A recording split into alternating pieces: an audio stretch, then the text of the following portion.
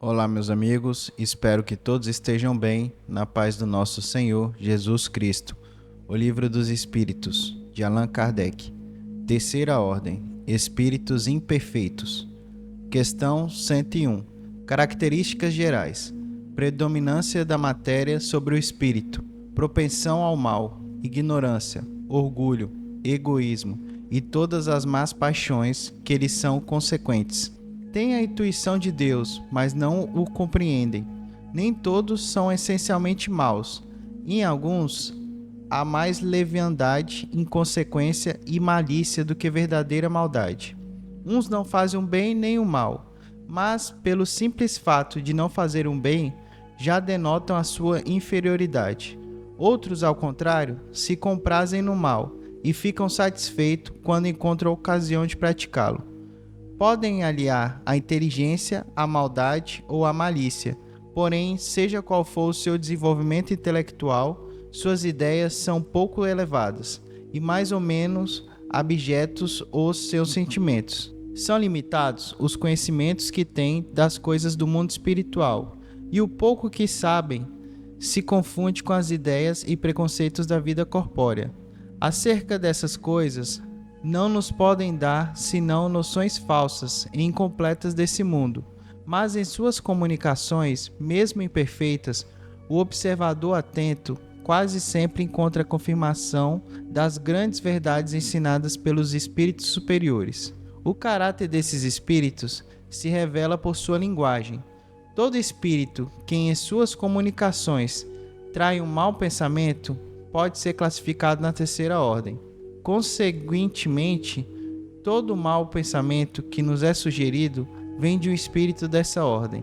Eles veem a felicidade dos bons e essa visão lhes constitui um tormento incessante, porque os faz experimentar todas as angústias que a inveja e o ciúme podem causar. Conservam a lembrança e a percepção dos sofrimentos da vida corpórea, e essa impressão é muitas vezes mais penosa do que a realidade. Sofrem, pois, verdadeiramente, tanto pelos males de que padeceram em vida, quanto pelos que causaram aos outros. E como sofrem por longo tempo, julgam que sofrerão para sempre. Deus, para puni-los, quer que assim julguem. Pode-se dividi-los em 5 classes principais. Questão 102. 10ª classe. Espíritos impuros, são inclinados ao mal, de que fazem objeto de suas preocupações. Como espíritos, dão conselhos pérfidos, insuflam a discórdia e a desconfiança, e se mascaram de todas as formas para melhor enganar. Apegam-se às pessoas de caráter bastante fraco, para cederem às suas sugestões, a fim de induzi-las à perdição, satisfeitos por poderem retardar-lhes o adiantamento, fazendo-as sucumbir nas provas por que passam. Nas manifestações, os espíritos são reconhecidos por sua linguagem.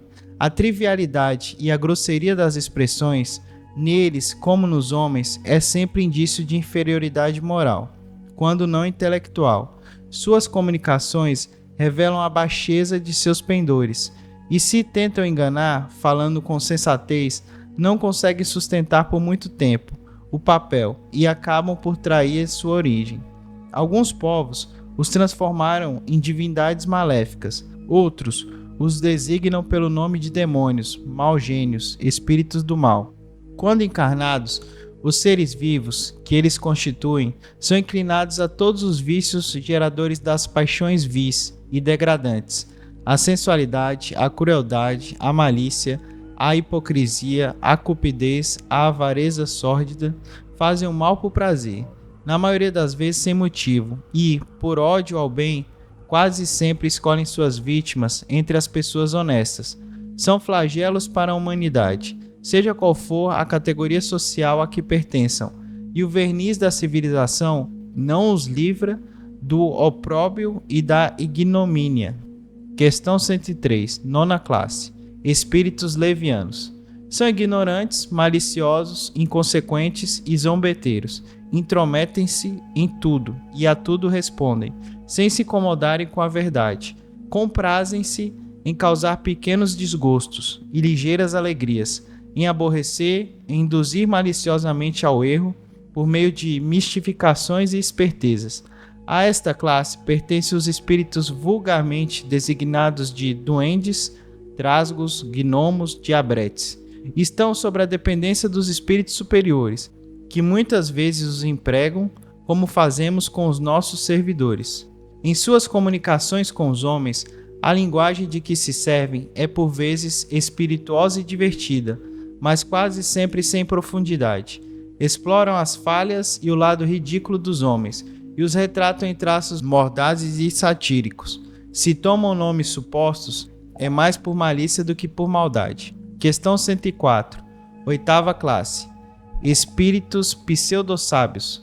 Seus conhecimentos são bastante amplos, mas acreditam saber mais do que realmente sabem, tendo realizado alguns progressos sob diversos pontos de vista.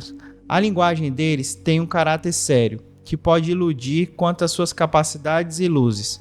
Porém, na maioria das vezes, isso não passa de um reflexo dos preconceitos e das ideias sistemáticas da vida terrestre. É uma mistura de algumas verdades com os erros mais absurdos, em meio aos quais despontam a presunção, o orgulho, o ciúme e a obstinação, de que não puderam livrar-se.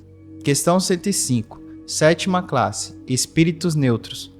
Nem são bastante bons para fazerem o bem, nem bastante maus para fazerem o mal. Inclinam-se tanto para um quanto para outro, e não se elevam acima da condição vulgar da humanidade, quer imoral, quer inteligência.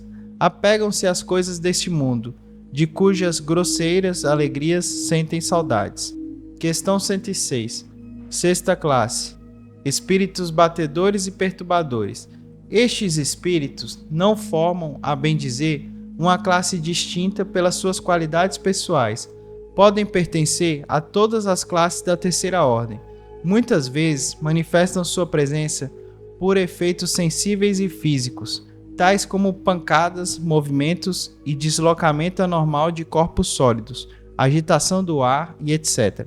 Afiguram-se mais apegados à matéria do que os outros espíritos e parecem ser os agentes principais das vicissitudes dos elementos do globo, quer pela sua ação sobre o ar, a água, o fogo, os corpos duros, quer nas entranhas da terra.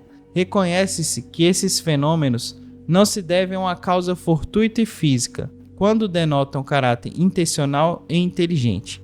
Todos os espíritos podem produzir esses fenômenos, mas em geral, os de ordem elevada os deixam a cargo dos espíritos subalternos, mais aptos para as coisas materiais do que para as inteligentes. Quando julgam útil as manifestações desse gênero, servem-se desses espíritos como auxiliares.